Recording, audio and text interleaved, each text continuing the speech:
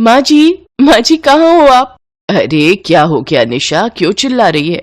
माँ जी वो ममता को। अरे क्या हुआ ममता को, अब कुछ बोलेगी भी? माँ जी ममता उल्टियां कर रही है, शायद भगवान ने आपकी पुकार सुन ली माँ जी। क्या बात कर रही है तू निशा? चल बेटा जल्दी से पूजा की थाली तैयार कर दे, मैं अभी महादेव के मंदिर जाऊंगी। अपनी छोटी बहू ममता के गर्भवती होने की खबर सुनकर सरला के पैर जमीन पर ही नहीं थे। सरला के 2 बेटे थे, बड़ा बेटा विकास और छोटा विक्रम। निशा विकास की पत्नी थी और ममता विक्रम की। कई सालों के इलाज के बाद भी जब निशा और विकास को कोई बच्चा नहीं हुआ तो अब सबकी उम्मीदें विक्रम और ममता से ही थीं। खास करके सरला तो बड़ी बेसब्री से इस खुशखबरी का इंतजार कर रही थी। ममता मेरी बच्ची तो ठीक तो है ना? हाँ माँ जी मैं बिल्कुल ठीक हूँ। ममता अब बस बड़े नसीबों से ये दिन आया है, अब तुम्हें बस आराम करना है समझी, बाकी सब कामों के लिए मैं हूँ।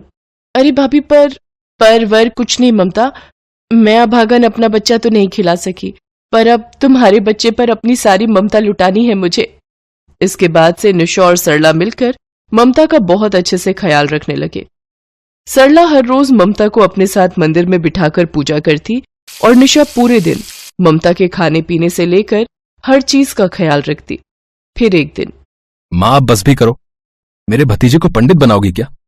पता चला पैदा होते ही मंत्रोच्चारण करने लगा। तू चुप कर, मैं ममता को इसलिए अपने साथ बिठाती हूँ ताकि उसका होने वाला बच्चा प्रतापी और संस्कारी पैदा हो। अरे मैं तो भगवान से यही प्रार्थना करती हूँ कि वो स्वयं ही मेरे पोते के रूप में मुझे दर्शन दे दें। अब अच्छा माँ जी, पर अगर पोती हुई तो मैं समझ जाऊंगी कि साक्षात माता गौरी मेरे घर पधारी है। सरला की बात सुनकर ममता को बड़ा संतोष हुआ। वो समझ गई थी कि उसे ससुराल के रूप में स्वर्ग मिला है। सब लोग बहुत खुश थे, लेकिन इनकी इस खुशी को किसी की नजर लगने वाली थी। सरला के घर से कुछ दूरी पर एक ऊंची पहाड़ी थी। उस पहाड़ी पर एक भयानक चुड़ैल रहती थी, लेकिन वो चुड़ैल अब काफी बूढ़ी और कमजोर हो गई थी। वो चुड़ैल अपनी गुफा में रखे गोले के अंदर सरला के घर का हाल साफ साफ देख रही थी और फिर भगवान शिव नहीं, माता गौरी भी नहीं, तेरी बहू की कोख से तो मैं जन्म लूंगी। बस कुछ महीने और, फिर जैसे ही तेरे घर बच्चा पैदा होगा तो मैं तुरंत उसके छोटे से शरीर में घुस जाऊंगी और होगा मेरा नया जन्म। माया की चाल बहुत गहरी थी। वो ममता के बच्चे के पैदा होते ही उसके नाजुक शरीर पर कब्जा करने वाली थी और फिर वो एक नए शरीर में पहले से भी ज्यादा ताकतवर होना चाहती थी। वक्त बीता और फिर आखिरकार ममता की डिलीवरी का समय नजदीक आ गया। उधर माया अपनी गुफा में, तो खत्म हुआ मेरा इंतजार, मैं आ रही हूँ मैं।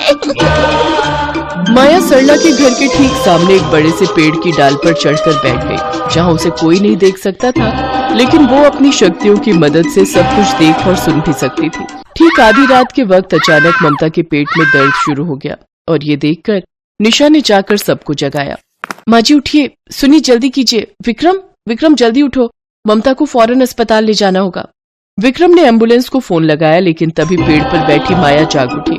वो समझ गई थी कि अगर एम्बुलेंस वहां पर आ गई तो ममता उससे दूर चली जाएगी। दरअसल माया बच्चे के पैदा होने के सिर्फ 1 घंटे के बाद तक ही उसके शरीर पर कब्जा कर सकती थी। इस काम में अगर देर हो गई तो वो कुछ नहीं कर सकती थी। नहीं, ममता कहीं नहीं जाएगी, यहीं रहेगी वो, मैं ये आखिरी मौका नहीं जाने दूंगी। माया को हर हाल में ममता को रोकना था और उसकी डिलीवरी घर पर ही करवानी थी, इसीलिए उसने अपनी पूरी शक्ति लगाकर आसमान की तरफ देखा। उसके ऐसा करते ही अचानक वहां भयंकर काले बादल उमड़ आए।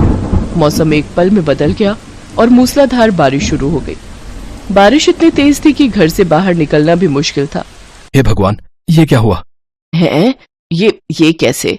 अभी तक तो मौसम बिल्कुल साफ था, फिर अचानक ये बारिश। हो, पता नहीं कब रुकेगी ये बारिश।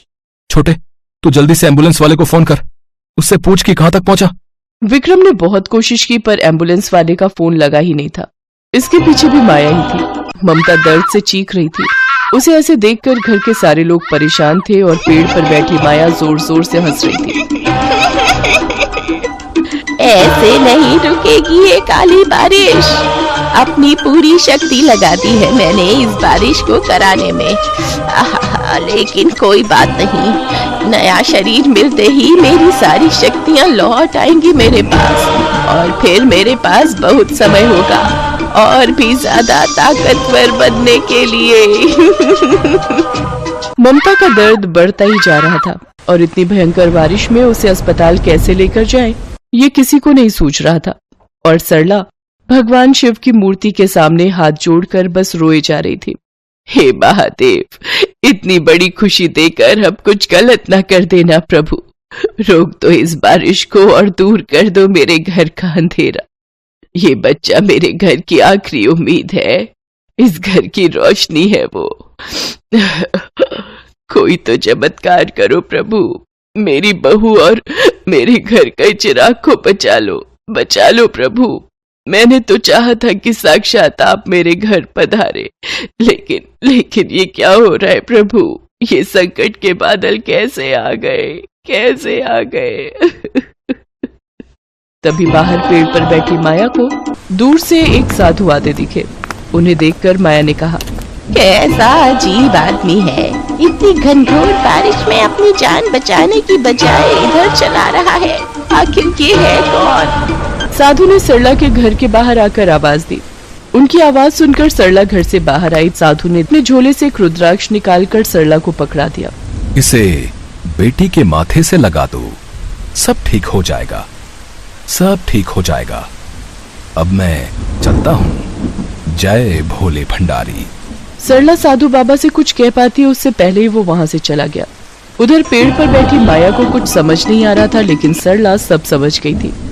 वो फौरन घर के अंदर गई और उसने निशा को पानी गर्म करने को कहा। सरला ने साधु बाबा के दिए रुद्राक्ष को भगवान के चरणों में रखा, हाथ जोड़े और फिर वो रुद्राक्ष ममता के माथे से लगाया।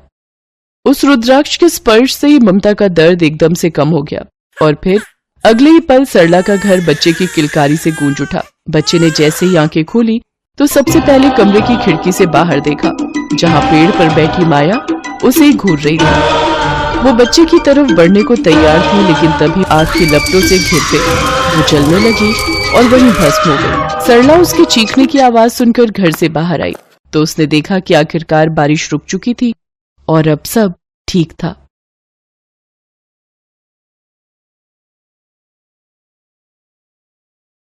दीनू और रूपा को याद नहीं कि उनकी मां सावित्री ने कब उससे प्यार से बातें की हैं। सावित्री दिखने में बिल्कुल कुरूप और लंगड़ी थी। उसका स्वभाव भी बिल्कुल उसके रूप की तरह ही था। जब देखो वो उन दोनों को जली कटी सुनाती रहती। आज शाम भी जब वो जंगल से लकड़ियां काटकर घर वापस लौट रहे थे तो रास्ते में ही जोरों की बारिश शुरू हो गई। उन्हें कहीं बारिश से बचने की जगह नहीं मिली तो वो भीगते हुए ही घर पहुंचे। दिमाग खराब है तुम लोगों का, इतनी बारिश में कहीं रुक जाते। तुम लोग भीग कर आए उसकी मुझे कोई फिक्र नहीं, लेकिन ये लकड़ियां जो भीग गई उसका क्या करूं? कल जो तुम लकड़ियां बेचने जाओगे तो ये भीगी लकड़ियां कौन खरीदेगा? ना जाने क्या खाकर पैदा किया है तुम दोनों को, जब देखो नुकसान ही करते हो। दीनू और रूपा ने अपनी माँ की बातों का कोई जवाब नहीं दिया। उन्हें पता था कि अगर उन्होंने कुछ बोला तो उनकी माँ फिर से उन्हें कुछ भला बुरा कहने लगेगी। कभी कभी तो उन्हें लगता था कि ये उनकी सौतेली माँ है। बहरहाल अपनी माँ से बिना मतलब की बात पर भी डांट खाने की उन्हें आदत हो गई थी। उस रात जब वे दोनों खा पी कर सो गए तो दीनू को सपने में एक बड़ा पहाड़ दिखाई दिया। उसने देखा कि एक आदमी उस पहाड़ की ऊंची चोटी से उसका नाम पुकार रहा है। दीनू, दीनू, अरे कितने दिनों से तुम्हें पुकार रहा हूं, तू आता क्यों नहीं? अरे अब क्या मेरे मरने के बाद आएगा? जल्दी आजा दीनू, आजा। लगातार आती आवाज सुनकर दीनू डर गया और चिल्लाते हुए वो जाग गया। उसकी आवाज से उसकी बहन रूपा की भी नींद खुल गई। क्या हुआ दीनू, कोई बुरा सपना देखा क्या? हाँ रूपा, फिर से वही सपना। कोई मुझे जंगल के सामने वाले पहाड़ से मेरा नाम लेकर पुकार रहा है। वो मुझे जल्दी आने को कह रहा है और वो ये भी कहता है कि समय कम है, जल्दी आओ। वो तो मुझे नहीं दिखता, लेकिन शायद वो मुझे देख सकता है। ये सपना तो तुम कई सालों से देख रहे हो। हाँ रूपा, मुझे लगता है कि इस सपने के पीछे कोई राज है। मुझे उस पहाड़ पर जाना चाहिए रूपा। अरे तुम कैसे वहां जाओगे? माँ पूछेगी तो मैं क्या जवाब दूंगी? वो तो वैसे ही हमेशा गुस्से में रहती है। अगर तुम्हारे पहाड़ पर जाने का पता चलेगा तो पता नहीं वो क्या करेगी। तुम माँ को कुछ मत बोलना रूपा, लेकिन लगता है मुझे एक बार वहां जाना ही होगा। ये कहकर अगली सुबह दीनू पहाड़ पर जाने के लिए निकल पड़ा। वो बिना रुके पहाड़ पर चढ़ने लगा। ऊंचाई पर चढ़ने पर उसे परेशानी हो रही थी, लेकिन वो उसकी परवाह किए बिना पहाड़ पर चढ़ता रहा। जब वो लगभग चोटी पर पहुंचने वाला था, तभी उसे वही आवाज सुनाई पड़ने लगी जो उसे सपने में सुनाई पड़ती थी। दीनू, दीनू, तुम आ गए। दीनू, तुम आ गए। दीनू ने आसपास देखा, लेकिन उसे कोई दिखाई नहीं दिया। तभी उसे पहाड़ी की चोटी के बिल्कुल पास एक सुरंग दिखाई दी।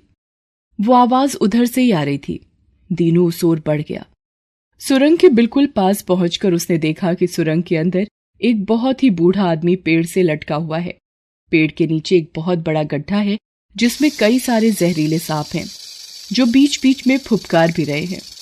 दीनू उन्हें देखकर डर जाता है।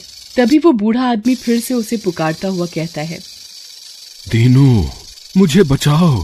मुझे तुम्हें बहुत जरूरी बात बतानी है। मेरे पास अब समय बहुत कम है। मैं कई सालों से तुम्हारा इंतजार कर रहा हूं। दीनू को कुछ समझ नहीं आ रहा था कि वो क्या करे। फिर उसके दिमाग में एक योजना आई।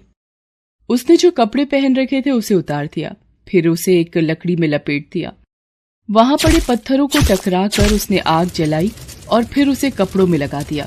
फिर उस जलती मशाल जैसी लकड़ी को लेकर वो पेड़ के पास गया और उसने उन सांपों पर उससे वार करना शुरू कर दिया। आग की ज्वाला से वे सांप वहां से इधर उधर भागने लगे। फिर दीनू ने देखा कि वे सांप गायब हो गए हैं। उसके बाद उसने उस बूढ़े आदमी को पेड़ से उतारा।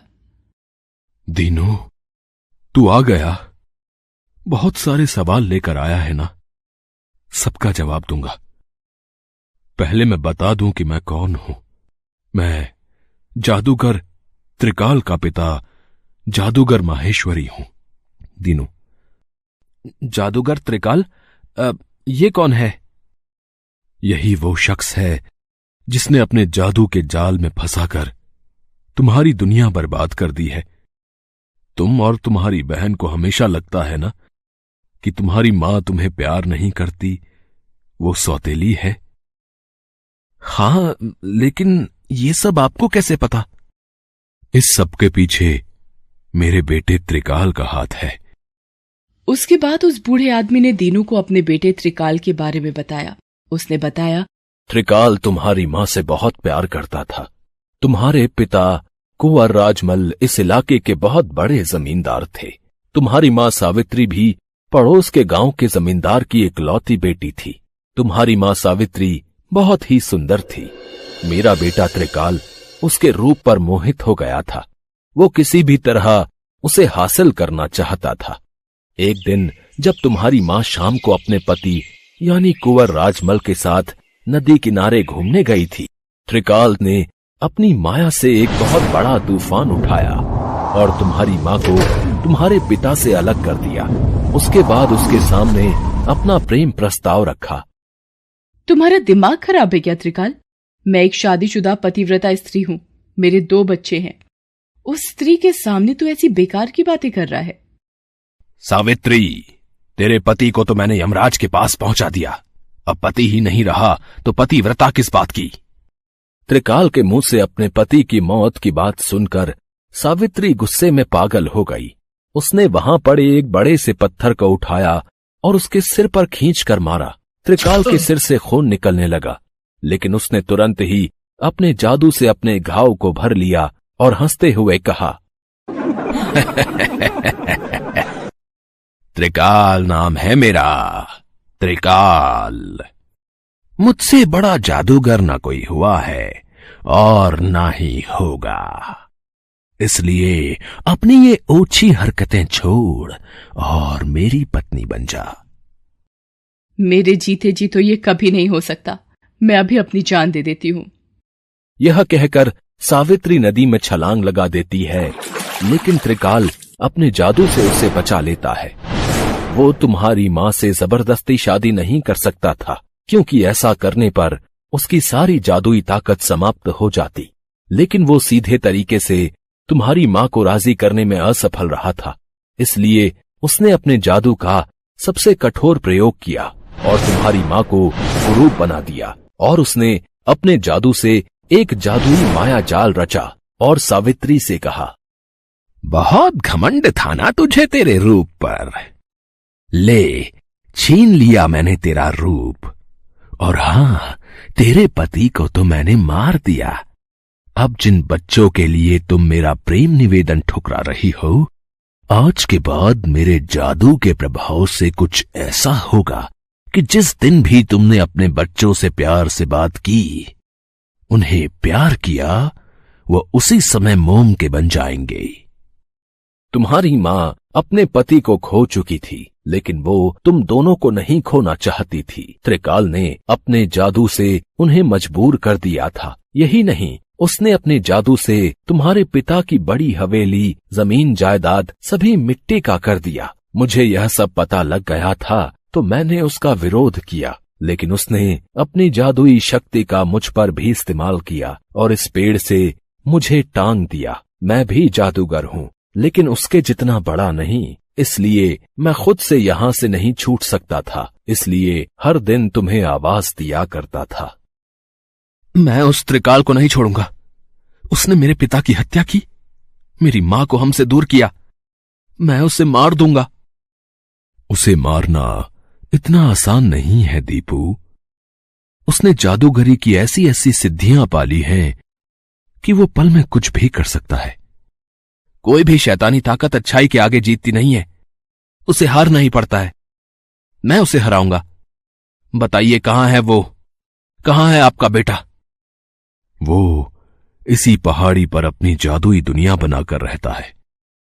उसे मारने के लिए तुम्हें इस पहाड़ी की काली गुफा में जाना होगा। जैसे ही तुम गुफा में जाओगे, तुम्हें एक जादुई बैल मिलेगा। वो तुमसे बातें करेगा। वो जो कुछ भी तुमसे कहे, तुम उसका उल्टा करना। अगर तुमने ऐसा नहीं किया, तो तुम भी उसके जादू के जाल में फंस जाओगे। जब तुम उसके जादू से पार पालोगे, तो तुम्हें एक काली मूर्ति दिखाई देगी। उस मूर्ति के पास ही तुम्हें एक जादुई जल का तालाब मिलेगा। उसी के पास तुम्हें त्रिकाल को मारने का मंत्र मिलेगा। वो कैसे मरेगा, इतना तो मैं भी नहीं जानता, लेकिन उस मूर्ति तक तुम्हें पहुंचकर और जादुई जल वाले तालाब के पास जाकर तुम्हें कुछ ना कुछ ऐसा मिलेगा जिससे तुम्हारी मंजिल मिल जाएगी। ये कहकर वो बूढ़ा आदमी वहीं जमीन पर गिर पड़ा और उसने दम तोड़ दिया। दीपू उसके बताए रास्ते पर चलकर काली गुफा के पास पहुंचा। जैसे ही वो गुफा के पास पहुंचा, सच में उसे वहां एक जादुई बैल मिला। अरे दीपू, तुम आ गए। सही किया, बहुत देर कर दी आने में। चलो अब मेरी बाईं ओर आओ, मैं तुम्हें काली मूर्ति के पास ले जाऊंगा। लेकिन दीपू ने उसकी बात नहीं सुनी। वो उसके बाईं नहीं दाईं ओर चलने लगा। फिर उसे रास्ते में आग का दरिया दिखा और एक और नदी दिखाई दी जिसमें कई सारे मगरमच्छ थे। बैल ने उसे आग के दरिया में कूदने को कहा, लेकिन दीपू मगरमच्छ वाली नदी में कूद गया। ये देखकर बैल बहुत गुस्सा हुआ। तुम बिल्कुल पागल हो। मैं जो बोलता हूँ वो सुनते नहीं। लगता है तुम यहाँ मरने आए हो। अगर इस बार भी तुमने मेरी बात नहीं मानी तो तुम कभी भी काली गुफा के पास नहीं पहुंचोगे। दीपू पर बैल की बात का कोई प्रभाव नहीं पड़ा। थोड़ा आगे जाने पर उसे एक सांपों से भरा रास्ता दिखाई दिया, जहाँ कई सारे जहरीले सांप फुफकार रहे थे, और उसकी दूसरी तरफ 3-3 भूखे शेर उसे दिखाई दिए। जादुई बैल ने उसे शेर वाला रास्ता चुनने को कहा, लेकिन दीपू ने सांप वाले रास्ते को चुना। उस रास्ते को चुनने के बाद वो जादुई बैल वहीं भस्म हो गया। सारे सांप भी गायब हो गए। फिर ढेर सारा धुआं उठने लगा और वहीं उसे काली मूर्ति दिखाई दी, जिसके बिल्कुल पास में जादुई जल का तालाब दिखा। उसके दूसरे किनारे पर जादूगर त्रिकाल आग के ऊपर बैठा हुआ था। उसकी आंखें बंद थी। लगता है यही वो बदमाश जादूगर त्रिकाल है। इसने आग की गर्मी पर भी देखो कैसे काबू पा रखा है। तभी तो उसकी लपटें भी उसका कुछ नहीं बिगाड़ पा रही हैं। लेकिन आज इसका खेल खत्म हो जाएगा। दीपू ये सोच ही रहा था कि त्रिकाल ने हंसते हुए अपनी आंखें खोली। दीपू, इतनी छोटी उम्र में तुमने बहुत लंबा रास्ता तय कर लिया, लेकिन अब आगे की राह आसान नहीं। जादूगर त्रिकाल को कोई हरा नहीं सकता। अब मैं तुझे भी अपने जादू से मोम का बना दूंगा। त्रिकाल कुछ मंत्र पढ़ता है, लेकिन दीपू उसके पास जाकर उसका गला पकड़ लेता है। तब त्रिकाल उसकी गिरफ्त से खुद को छुड़ाता है और उसे जादू से हवा में उड़ा देता है। फिर दीपू काली मूर्ति के पास गिर जाता है। मूर्ति से उसे चोट लग जाती है और उसके सिर से खून बहने लगता है। जैसे ही उसका खून मूर्ति पर लगता है, मूर्ति हंसने लगती है और उसके पास का जादुई तालाब का पानी सूखने लगता है। पानी जब पूरी तरह सूख जाता है तो उसमें एक बड़ी सी तलवार दिखाई देती है। अचानक काली मूर्ति से आवाज आती है, इसी तलवार से तुझे तेरी मंजिल मिलेगी। दीपू भागकर तलवार उठाता है और उसे वहीं से खींचकर त्रिकाल की ओर उछाल देता है। तलवार त्रिकाल के सीने के आर पार हो जाती है। वो वहीं दम तोड़ देता है। उसके बाद वो तलवार गायब हो जाती है और नदी में पानी फिर से आ जाता है और मूर्ति से आवाज आती है, दीपू, ये जादुई जल अपनी माँ पर छिड़क देना। जादूगर त्रिकाल का सारा जादू खत्म हो जाएगा। दीपू जादुई जल एक लोटे में लेकर घर पहुंचता है और अपनी माँ पर छिड़क देता है। सावित्री का रूप पहले की तरह हो जाता है। दीपू और उसकी बहन अपनी माँ के गले लग जाती हैं।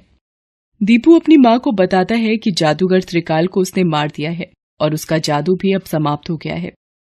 सावित्री सालों से अपने बच्चों को त्रिकाल के जादू के कारण प्यार नहीं कर पाई थी। वो रोते रोते उन्हें फिर से गले लगा लेती है। उनकी खोई हुई जमींदारी भी वापस मिल जाती है और फिर वो खुशी खुशी रहने लगते हैं। हेलो दोस्तों, कैसे हैं आप सब?